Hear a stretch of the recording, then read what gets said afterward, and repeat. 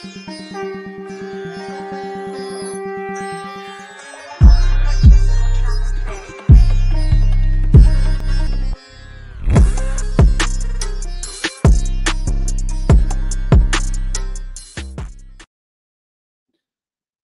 द्वीपे भरत खंडे आर्यावर्ते भारतवर्षे। जम्बू टॉक्स देखने वाले हमारे सभी दर्शकों का बहुत स्वागत अभिनंदन। मैं आपके साथ निधीश गोयल करता हूं आप सभी का यथोचित अभिवादन।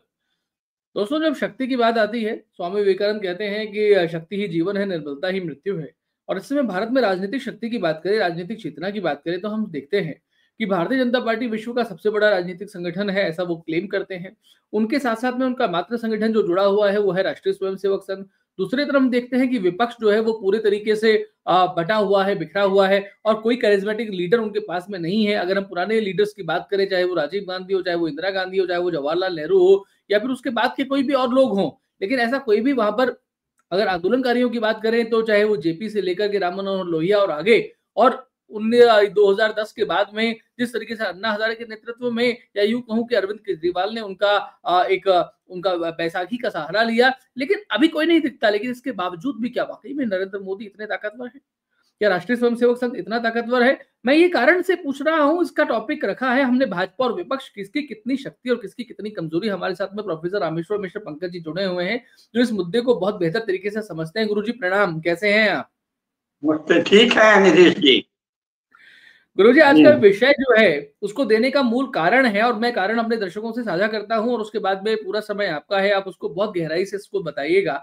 ये मैं इसलिए बोल रहा हूं क्योंकि कई लोग ऐसा कहते थे कि 2014 में नरेंद्र मोदी जब 283 सांसदों के साथ में सत्ता में आते हैं, तो उनको लगता है कि विपक्ष ने सोचा कि अरे भाई चलो एक बार आ गए हैं, गलती से आ गए हैं, कोई बात नहीं, 2019 में नहीं आएंगे। लेकिन फिर जीएसटी होता है, नोटबंदी होता है, उरी का सर्जिकल स्ट्राइक भी होता है, लेकिन फिर 2018 में राजस्थान, मध्य प्रदेश, छत्तीसगढ़ की 3 राज्यों की सरकारें चली जाती हैं। ये लोग शांति से नहीं बैठे थे। अगर हम लोग लगता है कि उन्हें लग रहा था कि भाई नरेंद्र मोदी आ गए हैं, भाजपा आ गई है, ये अब आ गए हैं किसी फितूर से, अरविंद केजरीवाल का जो आंदोलन था उसका फायदा इन्हें मिला है या जो कुछ भी है, लेकिन ये चले जाएंगे, तो वो लोग सामने वालों को बहुत हल्का समझ रहे हैं।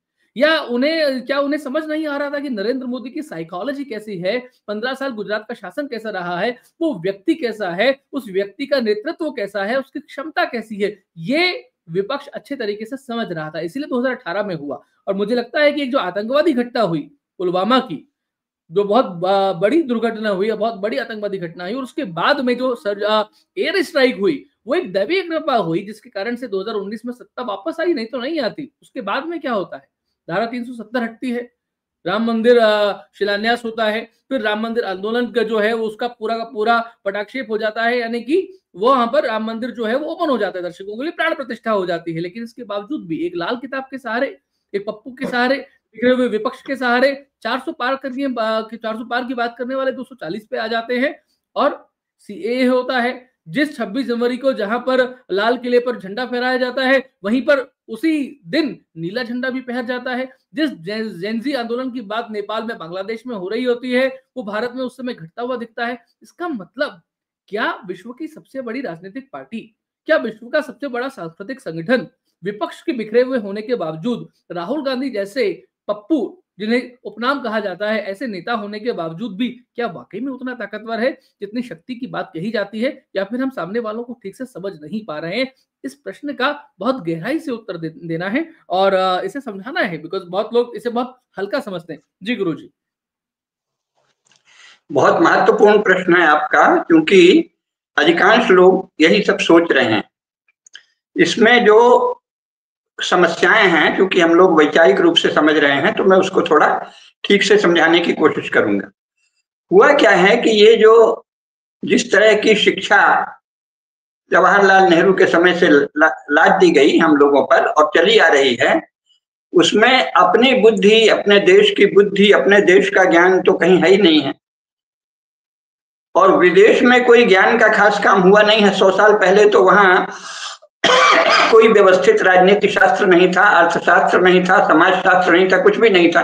100 साल का सारा खेल है। और इस 100 साल में भी यूरोप के साइके पर आज बात नहीं करेंगे, लेकिन आप प्रोफेसर कुसुमलता केडिया जी को सुन लीजिए, उसमें बताया गया है, हमने भी वही कहा है यूरोप का साइके क्या है ये शिक्षित हिंदू बिल्कुल नहीं जानता। यूरोप की बाजार क्या है, यूरोप इस समय कैसा दिख रहा है भौतिक रूप से, ये तो वो जानते हैं। और जो बहुत ऊंचे संपर्कों वाले हैं वो शायद ये भी जानते हो कि यूरोप का साइके क्या है, पर औसत शिक्षित हिंदू ये सब कुछ नहीं जानता। तो इसलिए पहले इन चीजों को समझने की जरूरत है कि भाजपा की शक्ति क्या है और कमजोरी क्या है, और विपक्ष की शक्ति क्या है और कमजोरी क्या है, तो उससे अंदाज लगेगा। और हमारा जो समाज है जो ये सब सोच रहा है, विशेषकर हिंदू मध्य वर्ग, उसकी कमजोरी क्या है? शक्ति तो उसकी कुछ भी नहीं है, शक्ति उसकी एक ही है कि संस्कार है। हिंदू मध्य वर्ग और संपूर्ण हिंदू समाज की सबसे बड़ी शक्ति ये है कि उसके पास बहुत ही श्रेष्ठ संस्कार हैं, अत्यंत प्राचीन काल से। तो वो कितना भी घिसो, कितना भी उसमें कचरा मिलाओ, कितना भी उनको भ्रमित करो, तो भी कहते हैं ना कि हाथी कितना भी दुबला हो तो छोटे पड़वा जो है, भैंस का छोटा बच्चा, उससे बड़ा ही रहता है। तो हिंदू समाज इतने प्राचीन काल से यहाँ ज्ञान और संस्कार, शील, सदाचार सब है कि वो कितना भी उसको गुमराह करो फिर भी कुछ बच रहता है। ये उसकी शक्ति है। और उसकी कमजोरी ये है कि भारत में विद्वानों का जो रोल रहा है, आज मैंने ठंडा पानी ले लिया इसलिए बीच में तो उठेंगे नहीं, खांसी आती। कमजोरी ये है कि विद्या की जो भारतीय परंपरा है उसका जो प्रभाव है, उसके कारण यूरोप की जो ह्यूमैनिटीज की बातें हैं उनको वो विद्वानों की बात मानता है। जबकि सच ये है कि एक तो वहां विद्वानों की कोई परंपरा पहले कभी रही होगी, वो ईसाई चर्च ने नष्ट कर दी। 100 साल पहले, यानी 19वीं शताब्दी ईस्वी में, 100-150 साल पहले पहली बार जब उन्होंने दुनिया का कुछ इकट्ठा किया, सबसे ज्यादा तो भारत से ही ले गए ज्ञान। अब तो बहुत प्रमाण मिल रहे हैं कि ज्यादातर ज्ञान विज्ञान वो भारत से ही ले गए। तो उसकी नकल में बड़ी मेहनत से उन लोगों ने कुछ रचा, लेकिन इस चर्च की ईसाइयत के प्रभाव से वो मुक्त नहीं हुए। तो प्रोपेगेंडा उनके खून में, उनके डीएनए में, उनके जीन्स में मिल गया है। जो भी बात मिले ह्यूमैनिटीज में, जो भी जानकारी मिले, उसको अपने पक्ष में प्रोपेगेंडा की तरह इस्तेमाल करना, सत्य की खोज नहीं करना कि क्या है सत्य। वहां केवल साइंस में होता है खोज, क्योंकि उनको कोई उसमें रिजल्ट देना है, और वो रिजल्ट प्रकृति के बारे में है। प्रकृति का सत्य नहीं जानोगे तो नष्ट हो जाओगे, कोई भी कैसे प्रयोग करोगे। तो प्रकृति के रहस्यों को, नियमों को जानने के लिए जो साइंस का क्षेत्र है उसमें सत्य का काम होता है। शेष उनका दिमाग वही है। बार बार धोखा खाया, बार बार उनकी आस्थाएं गलत निकली, झूठी निकली। जो पहले उनको ये विश्वास था कि सारी दुनिया में अंधेरा है, बस हमारे ही पास प्रकाश है क्योंकि हमारे पास जीसस है, तो वो सब तो उसकी पोल तो वो जान गए। लेकिन एक माइंड का मेकअप हो गया है कि कोई एक लक्ष्य तय है, उसके लिए प्रोपेगेंडा के लिए साहित्य, राजनीति, समाज शास्त्र, वित्त शास्त्र, जो कुछ भी सोशल साइंसेस, ह्यूमैनिटीज रखी गई, उसका पर्पस प्रोपेगेंडा है। ये भारत का औसत शिक्षित हिंदू नहीं जानता। वो सोचता है ये तो विचार है, समाजवाद, राष्ट्रवाद, अमुकवाद, तमुकवाद, उसको उसने विचार ले लिया। इस अज्ञान की पराकाष्ठा का आपको केवल एक उदाहरण देंगे आज समझाने के लिए। विनोबा भावे संस्कृत के बहुत बड़े विद्वान थे, अच्छे विद्वान थे, ब्रह्मचारी थे, तपस्वी थे, उनका शील और सदाचार असंदिग्ध था। लेकिन इसी कमजोरी के कारण उन्होंने क्या किया, उन्होंने एक फार्मूला दे दिया कि मार्क्सवाद ऋण हिंसा बराबर साम्ययोग, यानी मूर्खता। वो मार्क्सवाद को जानते ही नहीं। उन्होंने सोचा कि मार्क्सवाद का जो समता का विचार है वो बड़ा सुंदर है, बस इसमें से हिंसा हटा दो। यहाँ बहुत से लोग ये कहते रहे, जेपी ने भी यही कहा, और स्वामी करपात्री जी महाराज ने भी राम राज्य और मार्क्सवाद लिख दिया कि एक विचार राम राज्य का है, एक मार्क्सवाद का। अब जब इन दिग्गज विद्वानों का ये हाल है तो मामूली लोगों का कहना ही क्या है।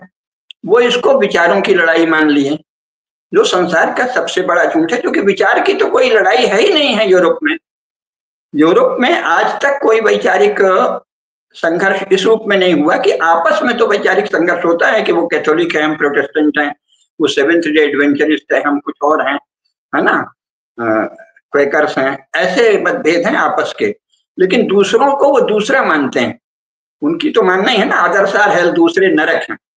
तो दूसरों के प्रति वो कभी कोई वैचारिक संघर्ष नहीं करते, उनको नष्ट कर डालने, उन पर कब्जा करने, इसकी जुगत में रहते हैं। वैचारिक संघर्ष तो एक तो होता ही नहीं है।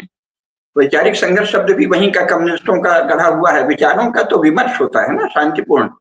शास्त्रार्थ जैसे हमारे यहाँ कहते थे, वो भी कोई युद्ध नहीं था। शास्त्र के किसी शब्द, प्रत्यय या वचन के बारे में सही अर्थ पर पहुंचने की कोशिश। आर्य समाज ने बाद में उसको युद्ध का रूप दे दिया, क्योंकि वो क्रिश्चियनिटी से प्रभावित है एक सीमा तक, और इस समय सब लोग शास्त्रार्थ उसी को समझते हैं, वाग युद्ध। उसको शास्त्रार्थ नहीं कहते, उसको वाग युद्ध कहते हैं। शास्त्रार्थ कहते हैं शास्त्र के विषय में आपस में बहुत गहराई से, बहुत गंभीरता से किसी बात को समझना। तो शास्त्रार्थ की यूरोप में कोई परंपरा, मॉडर्न यूरोप में कोई परंपरा नहीं है ह्यूमैनिटीज में। अगर कोई शास्त्रार्थ होता भी है तो साइंस में होता है, क्योंकि एक साइंटिस्ट दूसरे साइंटिस्ट से बात करता है, बस। तो ये हिंदू मध्य वर्ग नहीं जानता, इसलिए उसने ये समझ लिया कि कोई विचारों की लड़ाई चल रही। मार्क्सवाद एक विचार है, समाजवाद एक विचार है, राष्ट्रवाद एक विचार है। यूरोप के विषय में घोर अज्ञान। तो उस समय अज्ञान तो समझ में आता है, क्योंकि अंग्रेजों का प्रभाव था शिक्षा पर और उन्होंने फैला दिया। स्वाधीन भारत के बाद ये अज्ञान दूर हो जाता, लेकिन जवाहरलाल वगैरह ने क्या किया कि शिक्षा को अज्ञान का माध्यम बना लिया। ह्यूमैनिटीज में जो कुछ भी पढ़ाया जाता है, झूठ पढ़ाया जाता है, नितांत झूठ और कचरा। यूरोप के कचरा को यहाँ किसी बड़ी गंभीरता से पढ़ाया जाता है, और यहाँ के लोगों को गंभीरता से पढ़ने की आदत है, तो उसको गंभीरता से ले लेते हैं। तो ये समाज में बहुत बड़ी गड़बड़ी आ गई है, इस पर हम आगे और बात करेंगे।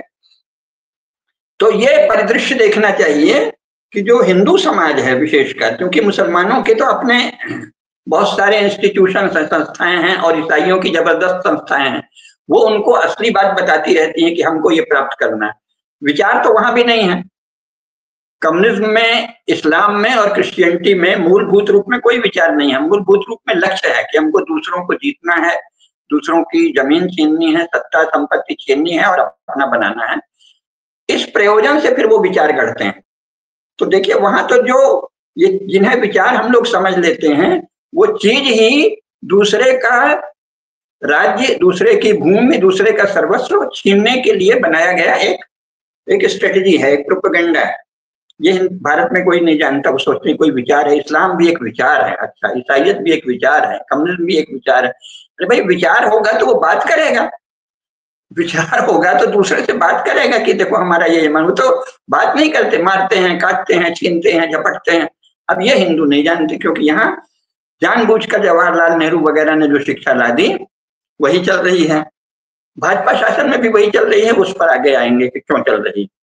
तो ये क्या है, जो शिक्षित हिंदू मध्य वर्ग है वो यूरोपीय विचारों के विषय में घोर अज्ञान का शिकार है। क्यों? क्योंकि यूरोप की सच्चाई नहीं जानता। यूरोप की सच्चाई पढ़ने से आएगी। वर्तमान में आप घूम के आ जाओगे, अमेरिका, इंग्लैंड, फ्रांस, उससे कुछ नहीं जानेंगे। इस समय की चमक दमक जानेंगे, जिस चमक दमक के पीछे उनका दुनिया का शोषण, दुनिया की लूट, वहां से लाया गया माल, वो सब है। वो आप तो वो देखेंगे चमक, लेकिन 100 साल पहले ही वो कितने कंगले थे, कितने गंदे थे, कितने महामारी से ग्रस्त रहते थे, कैसे अभावग्रस्त थे, दीनहीन थे, ये पता ही नहीं है भारत में किसी को। अगर ये पता हो तो जान लें कि अच्छा ये ऐसे लूट से बढ़े हैं, तो विचारों का कोई मामला नहीं है।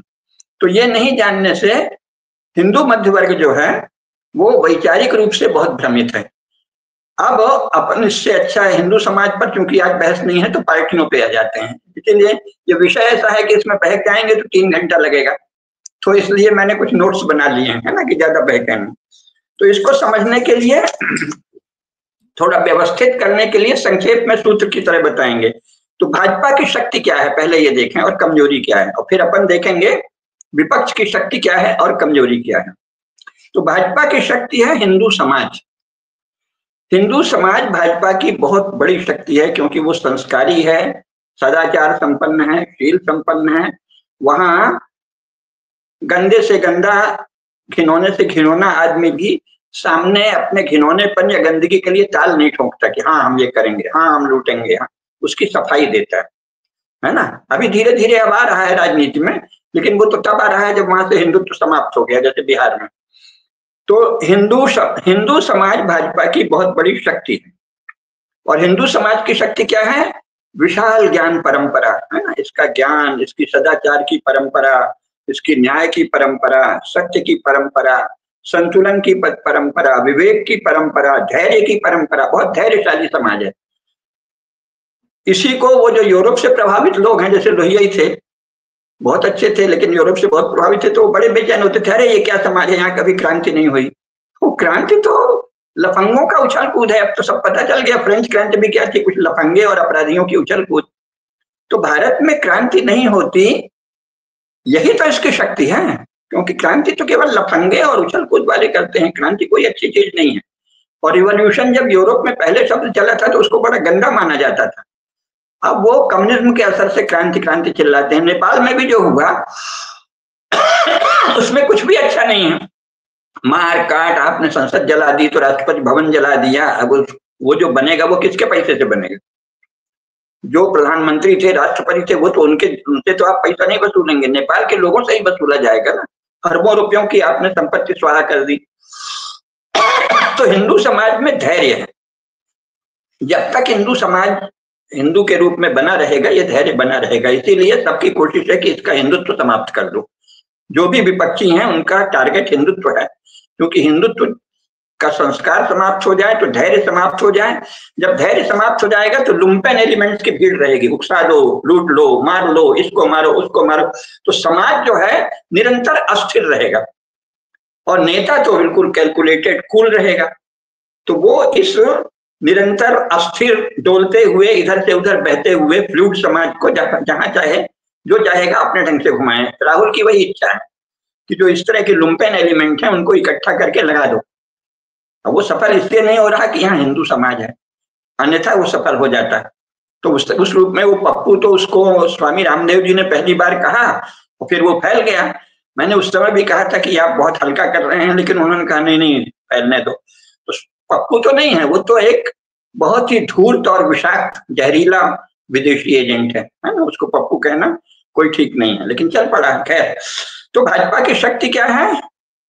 संस्कारी, बहुत ही प्राचीन, न्याय, ज्ञान, सत्य, संतुलन और विवेक की परंपरा वाला हिंदू समाज।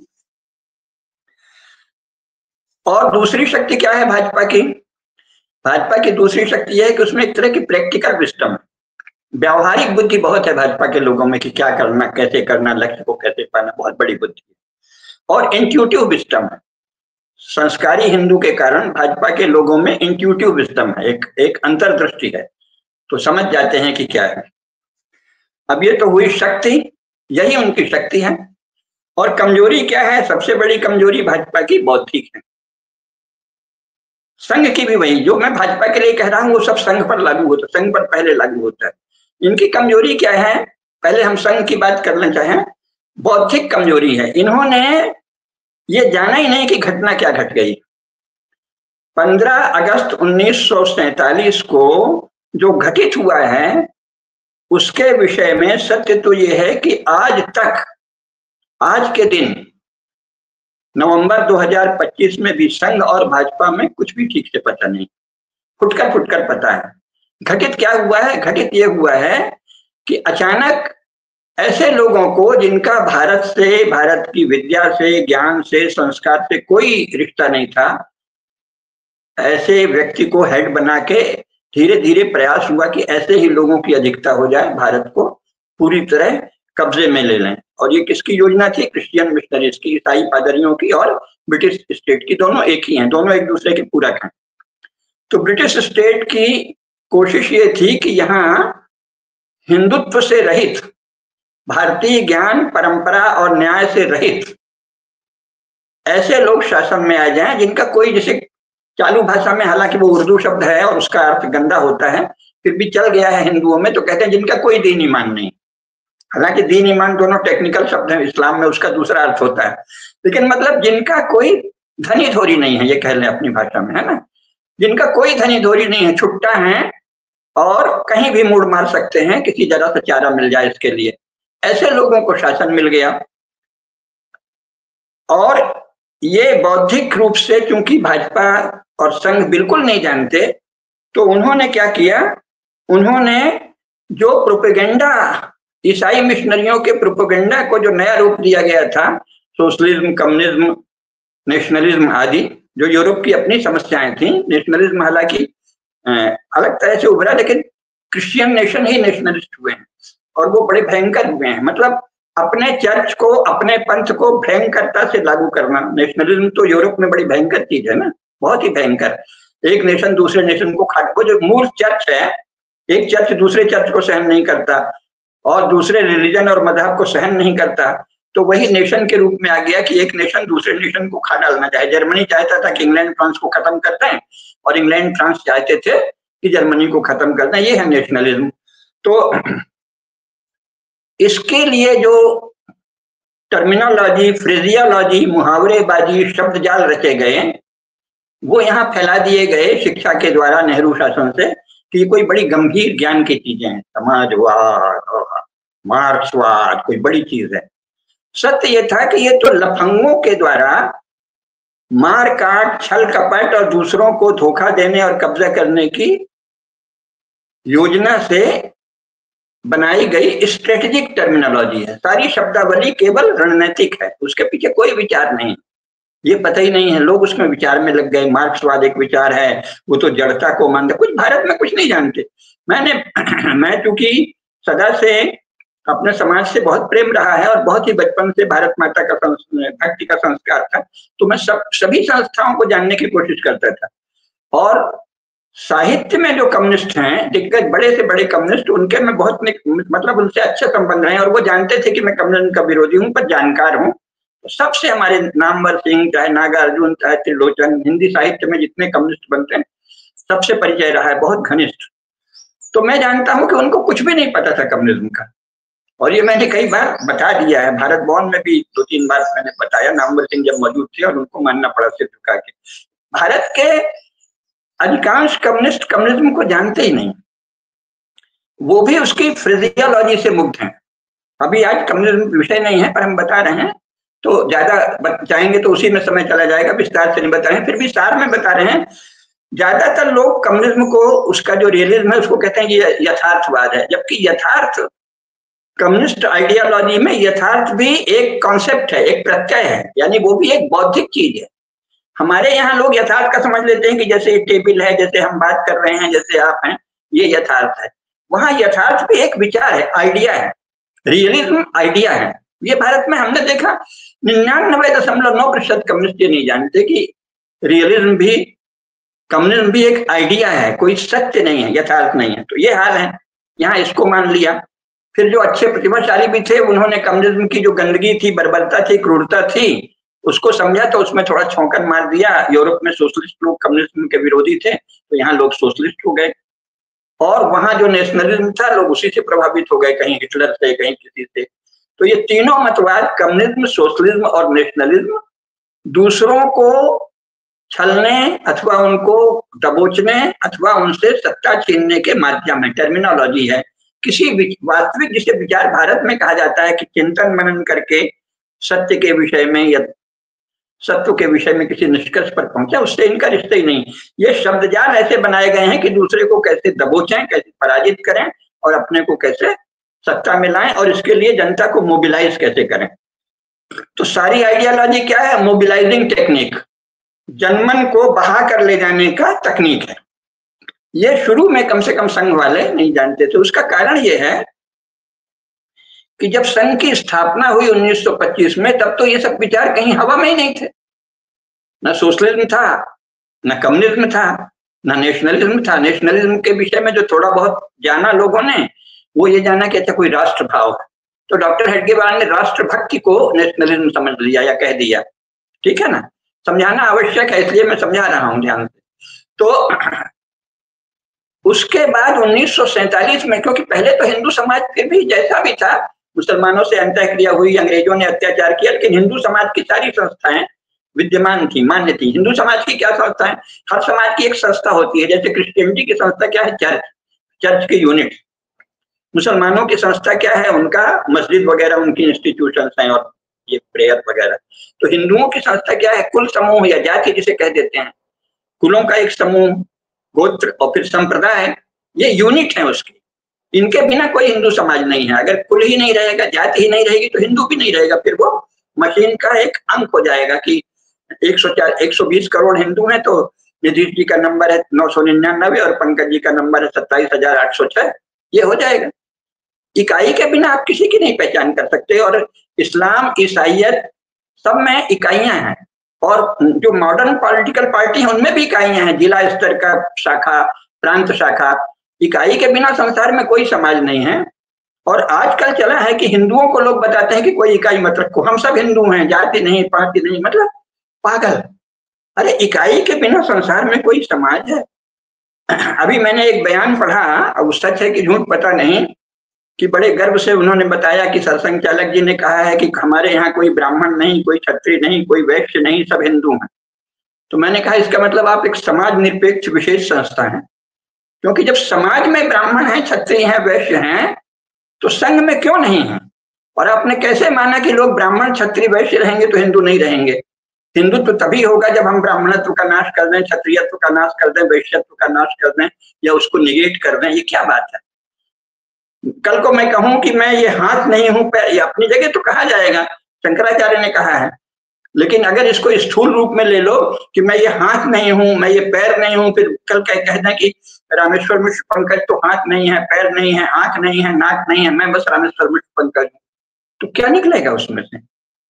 मेरा हाथ भी नहीं रहे, मेरा पैर भी नहीं रहे, मेरी नाक भी नहीं रहे, तो मैं क्या कर लूंगा? तो ये जो इकाइयां हैं समाज की, इसके बारे में कुछ पता नहीं, क्योंकि बौद्धिक रूप से कमजोर हैं। और इन सब बातों का चिंतन मनन कहाँ हुआ करता है? साधारण समाज में नहीं होगा। ये तो विश्वविद्यालय में होता है अथवा धर्म स्थलों में होता है। तो धर्म स्थल अंग्रेजों के समय कमजोर कर दिए गए। जो पहले बहुत बड़े राजा और शासक जो होते थे, वो धर्म के जो मठ हैं, केंद्र हैं, उनको बहुत जागीर देते थे, बहुत जमीन देते थे, साधन देते थे। तो इसके कारण जो मंदिर हैं वो विद्या के भी केंद्र होते थे, वहां ज्ञान, परामर्श, सत्संग, सब चिंतन मनन सब होता था। उनके साधन अंग्रेजों ने छीन लिए। जहां जहां अंग्रेजों का प्रभाव रहा, बाद में उसकी नकल में जागीर राज्यों में भी ये हो गया कि साहब आप घंटी बजाओ, पूजा करो, शंख बजाओ, यही धर्म। और किस संप्रदाय के आप हैं, उसका विचार क्या है, द्वैत, अद्वैत, विशिष्टाद्वैत, कुछ भी जो भी है, उसका दर्शन क्या है, उसकी मान्यताएं क्या है, उसके पीछे ज्ञान क्या है, ईश्वर के विषय में, आत्मा के विषय में, जगत के विषय में कुछ चर्चा नहीं।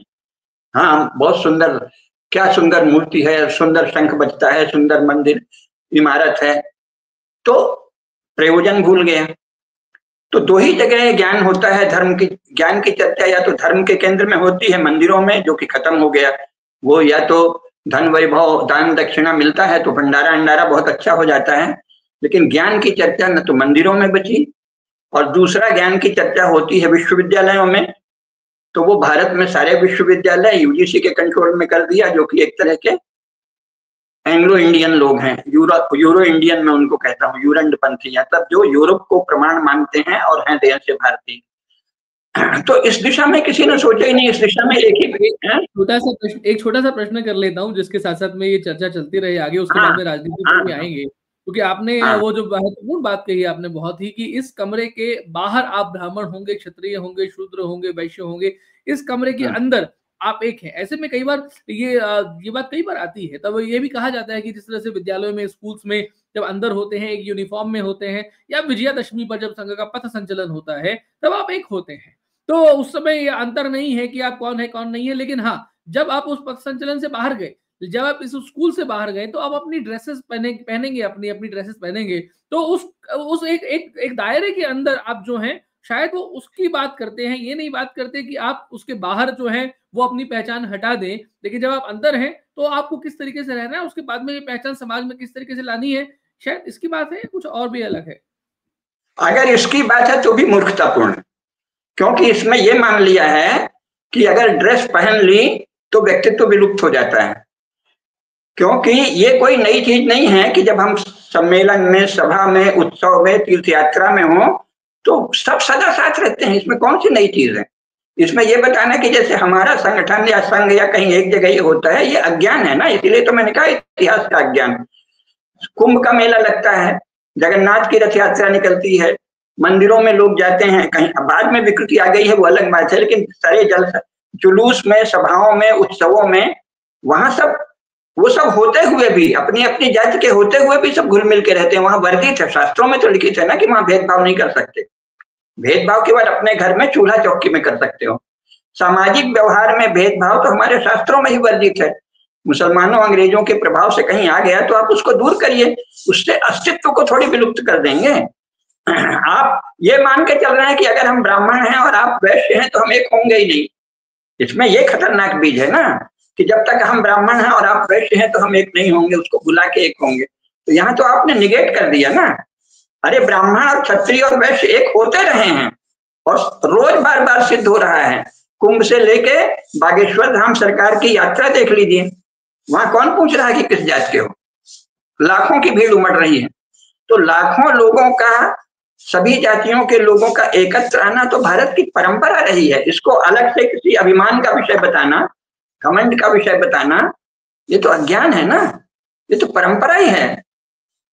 ताजा है, बागेश्वर धाम तो संघ के स्वयंसेवक नहीं है धीरेन्द्र शास्त्री, और उनके साथ जो संत हैं वो भी सब संघ के स्वयंसेवक नहीं है, और जो वहां पहुंच रहे हैं श्रद्धालु वो भी संघ के स्वयंसेवक नहीं है। संघ के स्वयंसेवक भी होंगे पर सब संघ के स्वयंसेवक ही नहीं है, और लाखों लोग इकट्ठे हो रहे हैं। इसका मतलब कि एकता हिंदुओं का स्वभाव है, और जाति के होते हुए, कुल जाति तो बाद में सब चला, कुल समूह के होते हुए अपने अपने कुल का आत्मगौरव रखते हुए एकत्र होना हिंदुओं का स्वभाव है। उसको विलक्षणता बताना, अद्वितीयता बताना, क्योंकि आप ईसाई मिशनरियों के प्रचार से प्रभावित हैं, और बाद में जिससे आप प्रभावित होते हैं धीरे धीरे वो हो जाता है। समाजशास्त्र में इस पर चिंतन है। जो आप समाज के विषय में सोचते हैं, बड़े लोग, प्रभावशाली लोग, कल को समाज वो हो जाता है। तो राजनेताओं ने जाति बड़ी विध्वंसक है, जाति अलगाववादी है, इतना रटा कि जाति अलगाववादी हो गई। जाति को अलगाव का आधार किसने बनाया है? 1947 के बाद नेताओं ने। ये सब क्या कहाँ जाना जाता है? विश्वविद्यालय में, जहां ज्ञान की बारीकी से शिक्षा होगी वहां ये समझ में आएगा। नहीं तो मोटी बुद्धि से तो जो दिख रहा है वही दिखेगा, है ना। मोटी बुद्धि से तो दुष्टों ने किसी चीज में दुष्टता कर दी, अब हमको दिख रहा है कि ये तो बिगड़ा हुआ है। बिगाड़ा किसने है इस पर ध्यान ही नहीं है।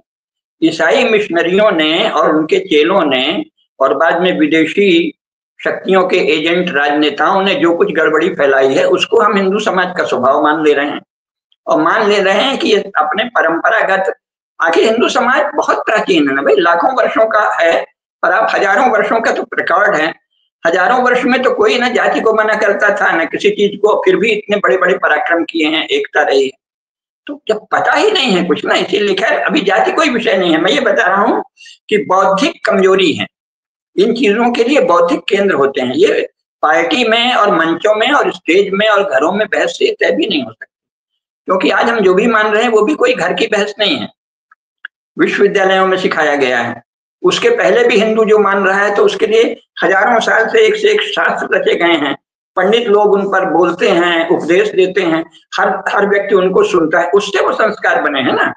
ये नहीं कि फोक कह दिया कि ये तो लोक में है। लोक में कुछ भी आकाश से नहीं आया है, शास्त्र से ही लोक में आया है। जो बड़े बड़े विद्वान समाज में बात करते हैं वही जन जन में फैल जाता है कि ऐसे रहना चाहिए, ऐसा व्यवहार करना चाहिए। ये पता ही नहीं, समझते हैं कि जो विद्वान है वो तो गड़बड़ी कर रहे हैं और लोक में बड़े संस्कार हैं। ये क्या, ये कम्युनिस्ट बुद्धि आ गई, विद्वान में और लोक में टकराव दिखाना। खैर, तो ये सब बौद्धिक चीजें होती हैं। अभी जो मुख्य बात चल रही थी, इन सब चीजों पे ये कहाँ निर्णय होगा? जब आप बौद्धिक केंद्र बनाएं, विद्या केंद्र बनाएं, जो कि मैं वर्षों से कह रहा हूँ।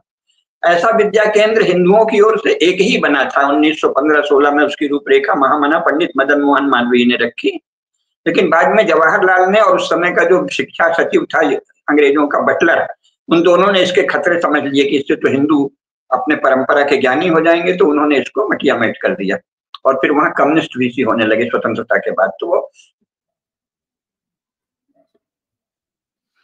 तो मैं बता ये रहा था कि भारतीय जनता पार्टी की शक्ति है संस्कारी, न्यायप्रिय, धैर्यवान, विवेकवान, संतुलित हिंदू समाज, और इसकी कमजोरी है बौद्धिक शक्ति में और गिना जा सकता है। इनकी शक्ति है भावात्मक, राष्ट्र के प्रति प्रेम, भावना, सच्ची भावना होना संपूर्ण राष्ट्र के प्रति, प्रचंड प्रेम, यह इनकी शक्ति है। और कमजोरी है बौद्धिक कमजोरी ये है कि इन्होंने यूरोप के, जिसमें मुख्यतः ईसाई मिशनरियों की दुष्टता मुख्य है, लेकिन अन्य भी लोग हैं, इस्लाम, क्रिश्चियनिटी, इस्लाम, इन तीनों के तत्व को जानने का प्रयास ही नहीं किया। इनको भारतीय दृष्टि से देखने लगे। भारतीय मतलब सहज भारतीय, जो कि मानता है कि भाई जैसे हम हैं ऐसे ये हैं, तो ये तो कुछ विचार कर रहे होंगे। नहीं नहीं, भीतर से विचार मानते हैं शायद कि अल्लाह है और आखिरी रसूल है। उसको बहुत ही भोलेपन से ले लिया। इसको हमने एक शब्द दिया, तामसिक अभेदवाद। यानी जो देखने में अभेद जैसा है, नाक का, लेकिन उसको कैसे ट्रांसफॉर्म कर दिया गया है क्रिश्चियनिटी के द्वारा या इस्लाम के द्वारा या कम्युनिज्म के द्वारा। वो देखने में आप जैसा है, लेकिन उसके भीतर जो भाव आ गए हैं, जो आग आ गई है, उसमें तो वो आपको शत्रु मानता है। मौका लगे तो खा जाएं, और होशियारी से खाएंगे, दबोचेंगे, वो तो सब इस चलती क्रम में रहता है। और ये जो हिंदू संस्कार हैं कि जैसा अपुन तसानो जानी, सिया राम में सब जग जानी, सब तो मनुष्य अच्छे ही हैं और हम व्यवहार अच्छा करेंगे तो ये क्यों नहीं अच्छा करेगा, इस भ्रम में बहुत गहराई से पड़े हैं। माने इतने वर्षों से बार बार धोखा खाते हैं। मुसलमानों को हिंदू राजाओं ने संरक्षण दिया और फिर उन्होंने उनसे ही गद्दारी की। किसी भी लोभ में दिया हो, लेकिन ये समझ के तो नहीं दिया था कि ये हमारे धर्म को ही चोट करेंगे, मंदिर को ही गिराएंगे, और गिराते गए। बार बार धोखा खाया, लेकिन अभी भी मानते हैं। अरे अब तो सरसंघ चालक ने कह दिया कि समान डीएनए। यानी जो आप 1000 साल से एक और तो रट रहे हैं कि गुलामी है, वो भी झूठ है, वो हम अलग आएंगे। तो लेकिन आक्रमण हो रहा है, आपके साथ छलघात हो रहा है। मुख्य बल इस्लाम वालों का, ईसाइयत का और कम्युनिस्टों का क्या है? भारत में उनका मुख्य बल छल है। अगर वो छल न करके सीधेआम कह दें, आज भी किसी माई के लाल में हिम्मत नहीं है इस्लाम या ईसाइयत या कम्युनिस्ट को मानने वाले कि जाओ हम तो तुमको सबको मुसलमान बनाएंगे, उसका तो सर काट के आज भी फेंक दिया जाएगा। तो वो छल से चल रहे हैं। और ये जो हिंदुत्व वाले भाजपा और संघ की बात कर रहे हैं, हिंदू समाज तो समझता है, लेकिन उसका भी नेतृत्व नहीं। वो उसको मानते हैं कि नहीं, इनका ये विचार है। यानी जो नियत की खराबी है, नियत की दुष्टता है, चित्त की दुष्टता है, संस्कार की दुष्टता है, प्रयोजन का पापपूर्ण प्रयोजन है, उसको आप समझ रहे हैं वैचारिक मतभेद है, विचारधारा की लड़ाई है। सारे शब्द झूठे हैं। इसमें विचारधारा कहाँ आती है? भाई तू मुझे खाना चाहता है, इसमें कौन सी विचारधारा है?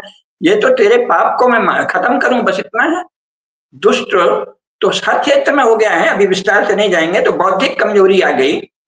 बौद्धिक कमजोरी के कारण क्या हुआ कि आपने यूरोपीय राजनीतिक मतवाद, जो कि मोबिलाइजिंग टेक्निक मात्र हैं, लोगों को कैसे अपने अपने पक्ष में बहा ले जाना, इसको आपने विचार शुरू में मान लिया। आप समझने लगे हैं, मैं भी उस पर नहीं आ रहा हूँ शुरू का।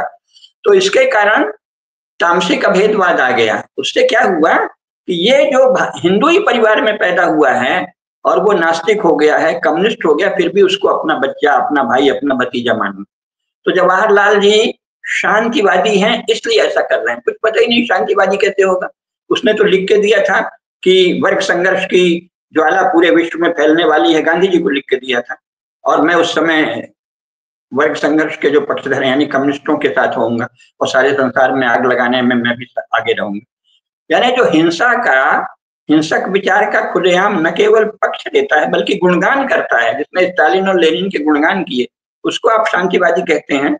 तो इसका मतलब आप मूर्ख हैं इस विषय में, है ना? गांधी जी को कह दिया अहिंसक हैं।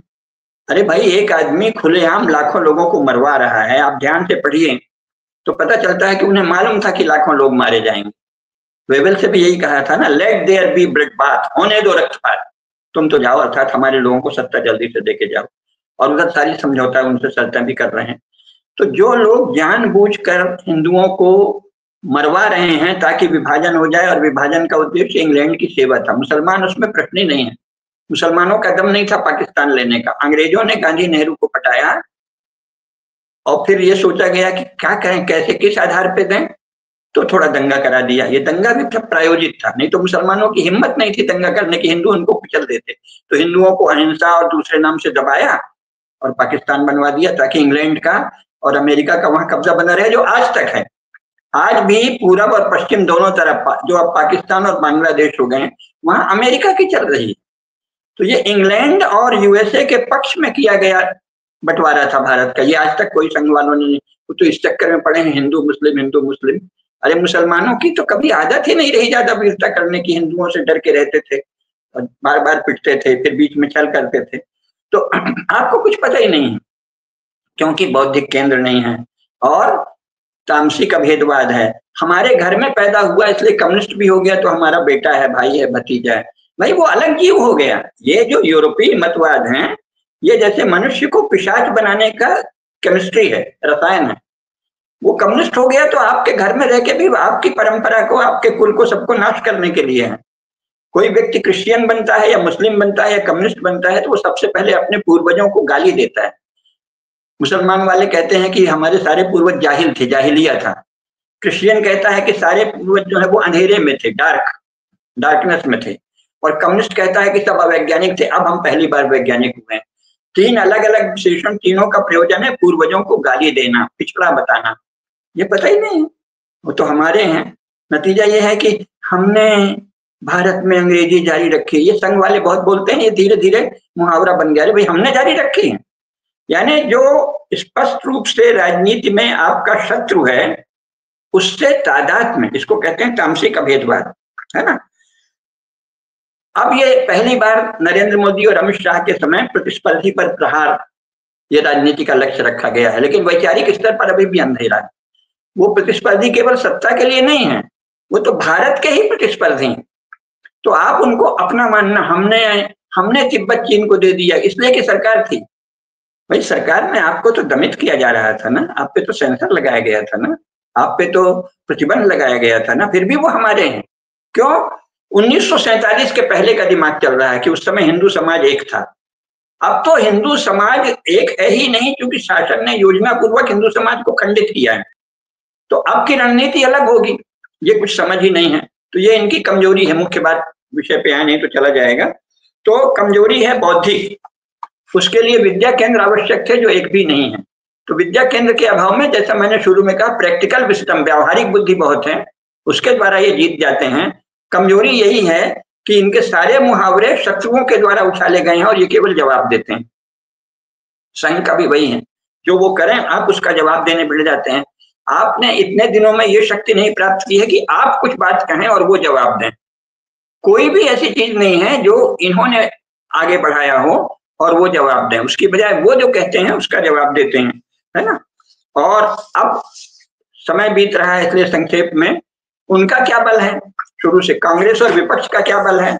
पहला बल है कि विदेश का बल है उनके पीछे, है ना। विदेश का बल, आप बीच में देख लीजिएगा, कट कर दीजिएगा जो बीच में गैप था, है ना। विदेश का बल है क्योंकि प्रारंभ से ही अंग्रेज, जवाहरलाल का बल कौन थे? अंग्रेज, इंग्लैंड की पॉलिटिक्स, इंग्लैंड का स्टेट, इंग्लैंड की पॉलिटी, है ना। अंग्रेज जवाहरलाल का और गांधी जी का बल थे। गांधी जी ने उनसे मैत्री की, उसके एवज में ट्रांसफर ऑफ पावर हुआ जवाहरलाल को। तो उनका पहला बल क्या है? विदेशी शक्ति। और विदेशी शक्ति के समक्ष समर्पण, जो जो शर्तें बांधी अंग्रेजों ने सब मान लिया। अंग्रेजी जारी रहेगी, हाँ जी जारी रहेगी। साझा इतिहास लिखा जाएगा, ट्रांसफर ऑफ पावर में सब है डॉक्यूमेंट में, दूसरे भाषणों में बता चुका हूँ, ये रिटन डॉक्यूमेंट है। जवाहरलाल ने मान लिया दोनों देश की साझा संस्कृति पढ़ाई जाएगी। अरे एक इतना प्राचीन देश और एक इंग्लैंड जो अभी 19वीं शताब्दी में पहली बार नेशन स्टेट बना है, उसके पहले छोटे छोटे टुकड़ों में 20 टुकड़ों में बटा था। दोनों का एक इतिहास कैसे होगा? साझा संस्कृति, कॉमन कल्चर। तो ये क्या है? कॉमन कल्चर एक झूठ है जिसकी एवज में अंग्रेजों की, अंग्रेजियत की और ईसाइयत की प्रशंसा करनी है, वही भारत में कराया गया। तो विदेशी शक्ति का बल है विपक्षी दलों को, कांग्रेस सहित, मुख्य कांग्रेस है और उसके प्रति समर्पण और उनसे संधि है। तो विदेशी शक्तियों से संधि का बल है कांग्रेस और दूसरी विपक्षी पार्टियों को, है ना। और दूसरी बात यह है कि इसके लिए उनको कोई, आप कहेंगे कि अच्छा भाजपा में तो आपने बता दिया बौद्धिक, तो उनके पास बौद्धिक शक्ति क्या है? नहीं, सवाल ही नहीं है। वहां तो उनको बुद्धि की कसरत करनी नहीं है, रेडीमेड टर्मिनोलॉजी आती है, पका पकाया उनको दे देते हैं, ये बोलो ये बोलो ये बोलो। तो उनको तो बौद्धिक श्रम करना ही नहीं है। इसलिए कांग्रेसी है, कम्युनिस्ट है, सोशलिस्ट है, इसको बुद्धि को कोई कष्ट नहीं देना है। इसको जो माई बाप ने कहा कि ऐसे कहो, बता दो कि भारत तो अनेक राज्यों का संघ है, तो कह दो there are many nations in Indian. Mother Teresa ने खुलेआम बोला, अर्जुन सिंह वगैरह सबसे खिला रहे थे, मैं उस समय था, है ना, 1992 में, तो राजघाट में प्रार्थना सभा में। तो क्या है? पकी पकाई टर्मिनोलॉजी। उन्होंने कह दिया जाति बहुत भयंकर है, तो यहाँ शुरू हो गए जाति बहुत भयंकर है। जाति संघर्ष होना चाहिए, हाँ जी जाति, अरे पका पकाया माल। तो कांग्रेस की और विपक्षी दलों की शक्ति है कि दिमाग ज्यादा नहीं लगाना है, वहां से पका पकाया जो आता है वो बोल देना है, और जो कार्यनीति बताई जाती है, रणनीति बताई जाती है, वो करते रहना है ना। और हिंदू समाज का विनाश ही उनका लक्ष्य है, ये उनका शक्ति। मैंने बल बताया, पहला बल है विदेश का बल, विदेश के प्रति समर्पण का बल, विदेशी शक्तियों से संधि और समझौते और सौदेबाजी का बल, और पका पकाया माल, रेडीमेड, बौद्धिक रूप से पका पकाई पदावली जो कहते हैं वो माई बाप मान के उसको मान लेना, प्रचार सामग्री वहीं से आती है। और इसके साथ ही लक्ष्य उनका स्पष्ट है, हिंदू समाज का विनाश, ये उनका बल है। हिंदू समाज के विनाश के लिए तरह तरह की रणनीति, कार्यनीति के लिए कार्य करते हैं, और इसके लिए वो स्टेट पावर का अधिकतम दुरुपयोग करते हैं सब प्रकार से। भ्रष्टाचार पर इश्यू नहीं है, इसीलिए मैं तो चूंकि अब किसी पार्टी में नहीं रहा और शासन का संरक्षण नहीं रहा तो उतना बड़ा नाम नहीं हुआ, लेकिन मैं ये सब 20 साल से कह रहा हूं। मैंने शुरू से कहा था कि इनका बल तो राज्य बल का अधिकतम दुरुपयोग है, स्टेट पावर का सबसे ज्यादा मिसयूज कांग्रेस ने किया, और इसीलिए मैं जयप्रकाश जी से भी मेरा असहमति थी। केवल भ्रष्टाचार का मुद्दा उठाते हैं, मान लो भ्रष्टाचार नहीं हो तो भी ये जो स्ट्रक्चर है ये महाविनाशकारी है, ये हिंदू धर्म का और भारतीय समाज का नाश कर देगा, क्योंकि ये क्रिश्चियन स्ट्रक्चर है, जिस पर फिर कभी बात करेंगे। इसमें प्रजा को, जनता को कोई शक्ति नहीं है सिवाय वोट डालने की, और ऊपर से ये प्रोपेगेंडा हो गया कि वोट डालकर आप शासन, वो आपके यहाँ भी हम बोल चुके हैं कि right to vote is not right to rule, vote देना शासन का अधिकार नहीं है, पता ही नहीं है, प्रोपेगेंडा में मुक्त है। और राज्य बल का लगातार दुरुपयोग करके प्रोपेगेंडा करना, लोगों के मन को बदलना, शिक्षा जो है कांग्रेसी और कम्युनिस्ट विचारधारा के प्रसार का हथियार बना दी गई शिक्षा, ये उनका बल है। सारी विरोधी पार्टियां जो हैं भाजपा की विरोधी, उनका बल ये है कि भारत में 80 वर्षों से जो कुछ पढ़ाया जाता है ह्यूमैनिटीज में, साहित्य में, समाज शास्त्र में, राजनीति शास्त्र में, वित्त शास्त्र में, वो सब जो है राज्य के बल से पढ़ाया जाता है। और शंकराचार्य और बड़े बड़े उच्च कोटि के ब्राह्मणों के घरों के भी बच्चे वही पढ़ते हैं, और धीरे धीरे उनका मस्तिष्क उससे कंडीशन होता जाता है। तो राज्य बल का अधिकतम दुरुपयोग उनका बल है ना। और एक और बल है जो हिंदू समाज की शक्ति है, लेकिन उसका उन्होंने दुरुपयोग किया, वो ये है कि हमारे यहाँ सामान्यतः बहुत अच्छे राजा होते रहे, और जो राजा खराब होता रहा है वो भी इन लोगों से, अभी के राजनेताओं से, यूरोप के नेताओं से बहुत अच्छा रहा है। एक आध गड़बड़ी करता था, उसी में उसकी थू होती थी, क्योंकि यहाँ ब्राह्मण थे, सदाचारी लोग थे, तो वो उसको मुश्किल कर देते थे। तो इसलिए हमें हिंदू समाज को अपने अच्छे राजाओं के प्रति श्रद्धा की आदत है, बहुत श्रद्धा है अपने राजाओं के प्रति, आज भी पुराने राजाओं के प्रति। तो राज्य के प्रति श्रद्धा की जो हिंदू समाज की परंपरा है, समाज में राज्य के प्रति श्रद्धा की जो परंपरा है, उसका दुरुपयोग करना कांग्रेसियों को आता है। तो नेहरू प्रधानमंत्री बन गए, उसका ऑरा, इंदिरा गांधी ऑरा, तो अरे शासक हैं, अरे ऐसे हैं, यानी समाज में राज्य के प्रति जो श्रद्धा है उसका मिसयूज करना भी कांग्रेस को आता था, कांग्रेस से ही फिर ये बाकी लोग निकले हैं। तो ये इनकी शक्ति है ना। और ये संक्षेप में, चूंकि आपका टाइम हो रहा है, तो इस प्रकार ये जो भाजपा है इसकी मूल शक्ति तो अक्षुण्ण है, क्योंकि वो हिंदू समाज की शक्ति है, लेकिन उस शक्ति को बढ़ाने के लिए इन्होंने कुछ नहीं किया। पहली बार प्रधानमंत्री थोड़ा कर रहे हैं कि मंदिरों में जा रहे हैं, आध्यात्मिक स्पिरिचुअल टूरिज्म आदि की बात कर रहे हैं, लेकिन वो कोई बहुत गंभीर चिंतन से, योजना से नहीं निकला है कि मंदिर जो है वो फिर से कोई चेतना के, जागरण के केंद्र बने, ऐसी कोई योजना नहीं है। फ्रेजियोलॉजी है, मुहावरेबाजी है ना। आपने मंदिर में ये बने, मंदिर में बने, कोई योजना नहीं है। तो कोई गंभीर योजना हिंदू धर्म के, सनातन धर्म के उत्कर्ष की संघ भाजपा के पास नहीं। नतीजा यह है कि फिजूल चीजों में ताकत लगती है। आज मैं 2 ही उदाहरण दूंगा। गौरक्षा, कब से गौरक्षा आंदोलन चल रहे हैं? अरे भाई, वो तो शासन में आते ही आप एक दिन में बना सकते हैं, जो कि गांधी जी ने कहा था कि मैं शासन में स्वराज जाते ही पहला कलम की पहली नोक से गौरक्षा सुनिश्चित करूंगा, तो आप तो कर देते। गांधी जी का उदाहरण दे के नहीं कर पाए। अच्छा, मान लो नहीं कर पाए, मान लो किसी कारण आपकी व्यवस्था है, तो फिर अपनी जनता को धोखा मत दो, कह दो कि देखिए भाई हिंदू लोगों, आप अपने अपने ढंग से गौरक्षा कीजिए, लेकिन शासन नहीं कर सकता। प्रेम, जो पहले हमारे जो राजा हैं वो उनको कहना पड़ता था समाज से कि हम ये करने जा रहे हैं। अब ये सारी, उस अर्थ में भाजपा भी यूरोपीय किस्म की पॉलिटिकल पार्टी है, मजबूरी है उसकी, अपने लोगों से छल करती है। ये बताते ही नहीं कि हम गौ रक्षा करने में असमर्थ हैं, हम तो गौमांस का व्यापार कर रहे हैं या मांस का व्यापार कर रहे हैं, और दिन भर कहेंगे ये बुद्ध का देश है, गांधी का देश है, और सबसे ज्यादा मांस का व्यापार और गौमांस का व्यापार करने वाला देश है। मतलब कोई समस्या है कितनी? आप कोई एक बोलिए। दूसरा, राम मंदिर बड़ा, चूंकि फाल्स प्रोपेगेंडा है तो सबको गर्व है 500 वर्षों का। ये तो 3 दिन के प्रश्न होते हैं। अगर सचमुच कोई भारत में हिंदू संगठन होता जागृत, विवेकवान, 47 में ही आप, उन्होंने, मुसलमानों ने क्या किया? उनके पास कौन सा राज्य था? दंगा कर करके जो चाहा वो किया। आप लाखों हिंदुओं को दौड़ा देते काशी विश्वनाथ में, मथुरा में और अयोध्या में, मार काट करके वो ले लेते। नहीं किया तो चलो, वो तो कांग्रेस ने बाद में, कांग्रेस जो है वो शत्रु, तो अच्छा मान लो आप कह रहे हो कि कांग्रेस बाधक थी, तो फिर कांग्रेस को शत्रु क्यों नहीं घोषित किया? अब जाके किया है मोदी और अमित शाह ने। इसके पहले वो हमारे ही हैं और सब अपने ही हैं और वो तो अपने ही हैं। तो ये क्या है? बौद्धिक कमजोरी है ना, राजनीतिक अस्पष्टता और अपने समाज को बेकार। अगर आप मान लीजिए कि आप नहीं कर सकते तो आप कह देते कि जब हम शासन में आएंगे तब हम ये तीनों मंदिर बनाएंगे। तब तक आप लोगों को क्यों जोते रहे उसमें? इतने मुकदमे क्यों कराए? हजारों लाखों लोगों की इतनी शक्ति क्यों गई? इसको बड़ा गर्व बताया जा रहा है। ये कोई संघर्ष की चीज होती है? अपने श्रद्धा केंद्रों को कोई भी समाज लड़के लेता है 3 दिन में, ऐसे दिनों, महीनों, वर्षों। इसका मतलब हिंदू समाज की शक्ति से संघ और भाजपा दोनों डरते हैं, तो ये सोचते हैं कि उसकी शक्ति को कहीं जोते रहो, फिजूल चीजों में जोते रहो। चलो रे गौ रक्षा आंदोलन करो, चलो रे राम मंदिर आंदोलन करो। तो वो भावुक है, पर ये तो छल है। ये तो बल और पुरुषार्थ की चीजें हैं। अच्छा शासन 3 दिन में ये सब कर देता है। तो और ये भारत में होता रहा है, हमारे राजाओं ने किया है शक्ति आने पर। तो ये सब क्या है? विद्या केंद्र के अभाव में, और धीरे धीरे दिमाग भी इनका भी वही होता जा रहा है कि अपने समाज को कहीं उलझाए रखो। तो समाज के प्रति प्रेम अब धीरे धीरे कम हो रहा है। लेकिन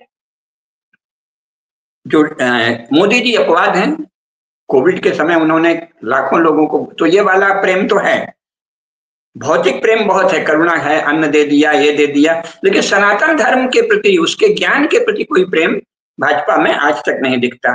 नहीं तो आप शिक्षा में भारत की ज्ञान परंपरा, भारत की राजनीति, भारत की वित्त नीति, इनको वाल्मीकि रामायण और महाभारत और चाणक्य का शास्त्र, इन सबको पाठ्यक्रम में रखते, प्रारंभ से ही उसके कुछ कुछ अंश रखते ताकि लोगों में श्रद्धा जगे।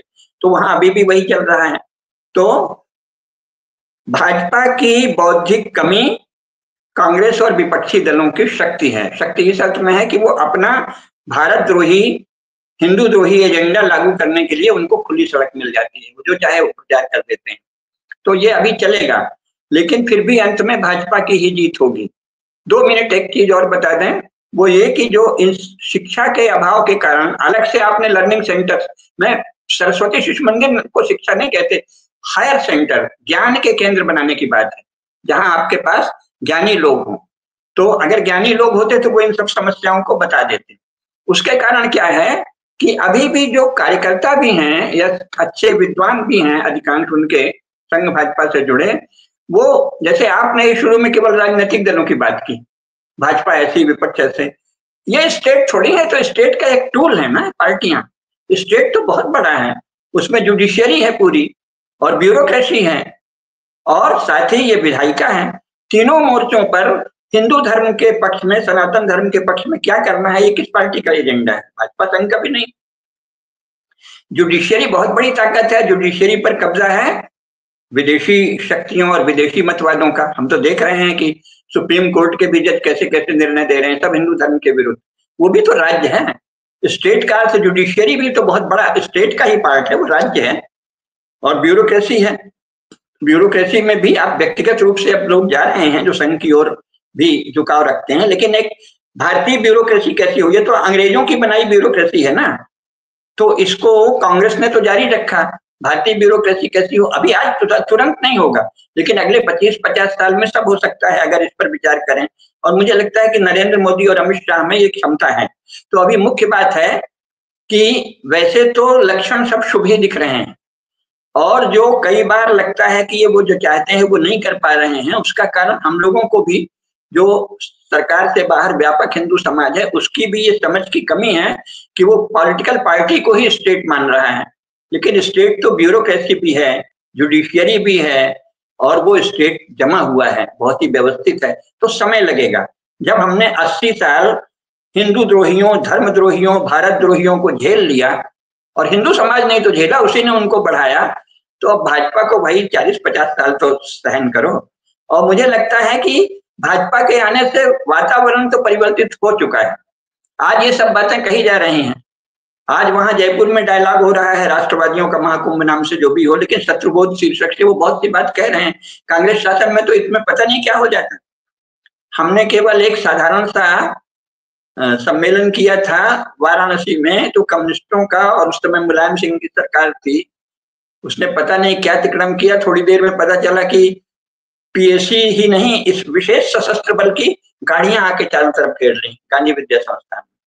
हम लोग तो भौचक रह गए, बोले पता चला कि यहाँ राज्य के, स्टेट के विरुद्ध, राज्य के विरुद्ध कोई षड्यंत्र हो रहा है और आप लोग कोई सम्मेलन कर रहे हैं, नहीं कर सकते। कांग्रेस शासन में, कम्युनिस्ट शासन में, सोशलिस्ट शासन में तो ये सब होता रहा है। भाजपा शासन में तो ऐसा नहीं है ना। आप भाजपा की कटु से कटु आलोचना लोग कर रहे हैं, हिंदुत्व के पक्ष वाले, इससे वातावरण बन रहा है। तो इसका मतलब कि परिस्थितियां अनुकूल हुई हैं। अगर ये उनके बराबर सफल नहीं होते तो विपक्षियों की शक्ति नहीं है, उसके पीछे एडमिनिस्ट्रेशन है, ब्यूरोक्रेसी, जुडिशियरी, इनकी सबकी शक्ति। स्टेट सिस्टम में 80 वर्षों से वो लोग घुसे हुए हैं। उसका विकल्प हमने बहुत ज्यादा नहीं सोचा है, लेकिन अब शुरू हो गया है। तो इसलिए असली ताकत तो भाजपा के ही पास है, असली ताकत तो संघ के ही पास है। थोड़ा सा और कह लीजिए पुरुषार्थ करना है, तब करना है, और धैर्य रखना है। हम लोग जो हिंदुत्व के लोग हैं उनको थोड़ा धैर्य रखना पड़ेगा। जब हमने 80 साल साक्षात पाप का शासन झेल लिया, साक्षात अधर्मियों का शासन झेल लिया, तो ये इनको थोड़ा मंद धर्मी, अल्प धर्मी कहीं पर हैं तो धर्मी ही, धर्म अभिमुख हैं, धर्माभिमुख लोग हैं। तो इनकी कमजोरी हमारी भी कमजोरी, समाज की भी कमजोरी। हमने, भाजपा नहीं कर रही थी, संघ नहीं कर रही थी, तो मंदिर क्या कर रहे हैं? धर्माचार्य बड़े बड़े हैं, उनके पास तो कुछ के पास तो बहुत धन है, उन्होंने एक भी विचार केंद्र नहीं खोला। अब इसके बाद व्यक्तिगत बातें मैं नहीं कहूंगा, पर कम से कम 20 बहुत बड़े धर्माचार्यों से हमारे संपर्क हैं। सबसे हमने कहा, किसी ने मना नहीं किया कि विद्या केंद्र होना चाहिए, चलाया तो किसी ने नहीं, स्वामी रामदेव जी ने भी नहीं चलाया। उसी तरह की यूनिवर्सिटी चला दी जैसे यूजीसी चलवा रहा है, इससे तो कुछ नहीं, इससे वही निकलेगा। तो स्वतंत्र विद्या केंद्र जो हिंदुत्व की ओर, हिंदुत्व के आधार पर राज्य, समाज, वित्त, इन सब का चिंतन करें, ये न तो किसी शंकराचार्य ने बनवाया, न किसी स्वामी रामदेव जी सहित किसी बड़े धर्म के आचार्य ने बनवाया, किसी ने भी नहीं बनवाया ना। तो अकेले संघ भाजपा को कहां से दोष देंगे? संघ भाजपा में ज्यादा से ज्यादा 1 करोड़ लोग हैं, 99 या 111, 119 करोड़ हिंदू इसके बाहर हैं। इस समय 120 करोड़ हिंदू हैं। उन 119 करोड़ हिंदुओं ने भी तो कुछ नहीं किया। तो इसका मतलब ये, अचानक जो विदेशी शक्तियां हमारे देश में छा गई, उसने हमारे चित्त को भ्रमित कर दिया है। तो इससे मोह निशा से हम धीरे धीरे उबर रहे हैं। इस मोह निशा, मोहाविष्ट कर लिया समाजवाद के प्रति, राष्ट्रवाद के प्रति, काम, ये सब हम लोग मोहाविष्ट हो गए हैं विदेशी मतवादों के प्रति। तो इनसे धीरे धीरे निकल रहे हैं, तो धैर्य रखना पड़ेगा। हिंदू समाज बड़ा धैर्यशाली है, तो हम लोग और धैर्य रखें। असली शक्ति तो भाजपा के ही पास है। अब उस शक्ति में थोड़ा और पॉलिश करने की, निखार लाने की जरूरत है। बस आज का इतना है। सुंदर गुरुजी, उस शक्ति में थोड़ा पॉलिश करने की, निखार आने की जो जरूरत है। और आपने जो राष्ट्रवादियों का महाकुंभ की बात की, हम लोग भी 20-21 दिसंबर को, मैं ये बताता चलूं जो दर्शक अभी तक इन्होंने देखा है इस पूरे कार्यक्रम को, कि 20-21 दिसंबर को इंद्रप्रस्थ नई दिल्ली में जम्बू टॉक्स कॉन्फ्रेंस होने वाला है, और उसका नाम, उसकी थीम हमने रखी राष्ट्र आराधकों का संगम, क्योंकि हम बाद में विश्वास, बहुत बढ़िया, बहुत बढ़िया, बहुत बढ़िया, बहुत बढ़िया। राष्ट्रवाद तो यूरोपीय शब्द है, राष्ट्रवाद यूरोपीय शब्द है, वो गलत है जी। एग्जैक्टली। और इसीलिए उसकी थीम का जो पूरा प्रारूप बना है, एक तरफ उत्तर भारतीय शैली के मंदिर है और एक तरफ दक्षिण भारतीय शैली के मंदिर है, और नीचे जो है वो नदी बह रही है। तो एक संगम वाकई में देखने को आपको मिलेगा, और बहुत सारे ऐसे राष्ट्र को अर्चन करने वाले, उसका अभिनंदन करने वाले ऐसे लोग वहां पर आपको मिलेंगे। तो आप, सुंदर कार्यक्रम है। आप जरूर दिल्ली में रहते हैं, दिल्ली से बाहर रहते हैं, तो भी उसमें आइएगा। ये हमारा पहला फिजिकल एडिशन होगा, फिजिकल कार्यक्रम होगा, और आप लोगों के सहयोग से ही संचालित होगा, इसलिए आप लोगों के सहयोग की, सहभाग की बहुत आवश्यकता पड़ेगी। इसके बाद में इसका विस्तृत रूप आपको शीघ्र ही देखने को मिलेगा। तो अभी के कार्यक्रम में जो भी कुछ आपको अनुभव हुआ है, आपके कमेंट्स, आपकी टिप्पणियां हमें जरूर लिख करके भेजिएगा। वीडियो को लाइक करें, शेयर करें और अपना काम करें जो आपको करना है। अभी के लिए इतना ही। गुरुजी प्रणाम करता हूँ, बहुत धन्यवाद। जय श्री राम, वंदे मातरम। जय श्री राम, जय श्री राम।